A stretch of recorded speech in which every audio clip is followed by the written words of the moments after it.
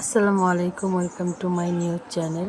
তো আজকে তৈরি করেছি খুব মজাদার কাঁচা আমের শরবত। তো এই গরমে কাঁচা আমের শরবতটা অনেক বেশি ভালো লাগে। তো চলুন শুরু করা যাক। প্রথমে আমি 2টা আম নিয়েছি এবং তারপর এটাকে আমি ভালো করে ধুয়ে ছিলে নিয়েছি। ছিলার পর আমি এগুলোকে কুচি কুচি করে কেটে নিয়েছি। তারপর এখানে আমি বিট লবণ, পুদিনা পাতা, একটা কাঁচামরিচ, শুকনো মরিচ এগুলো নিয়েছি। তারপরে আমি একটা ব্লেন্ডার জারে আমগুলো সব দিয়ে দেব। দিয়ে দেওয়ার পরে এখানে আমি যেই কয়টা পুদিনা পাতা রেখেছিলাম সেই পুদিনা পাতাটাও দিয়ে দেব। এখানে সাথে একটা কাঁচামরিচও দিয়েছি। দেওয়া হয়ে গেলে আমি 1 চামচ এখানে শুকনো মরিচের ফাঁকি ব্যবহার করব। তারপর ব্যবহার করব বিট লবণ 1 চামচ।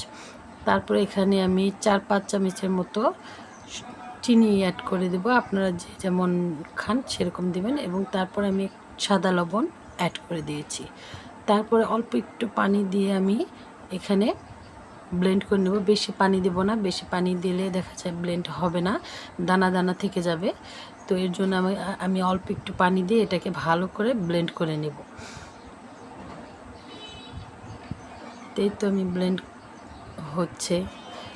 তো এখন দেখেন খুব ভালো মতো এটা মিশে গেছে। আমার এই অল্প একটু পানি দেওয়ার কারণে এটা কোনো দানা দানা কোনো রকম হয়নি। এর জন্য অল্প একটু পানি দেবেন। তারপর আমি এখানে খুব ঠান্ডা পানি অ্যাড করে নিয়েছি। নিয়ে আমি এখানে একটা পুদিনা পাতা দিয়ে একটু ডিজাইন করে দিলাম। তো এই তো হয়ে গেল আমার অনেক মজাদার কাঁচা আমের শরবত। এই গরমে কাঁচা আমের শরবতটা অনেক বেশি ভালো লাগে। তো এই সময় আম পাওয়া যায়, তো অনেক বেশি বেশি করে আপনারাও খাবেন। অনেক মজাদার এবং ভালো লাগলে সাবস্ক্রাইব করে পাশে থাকবেন।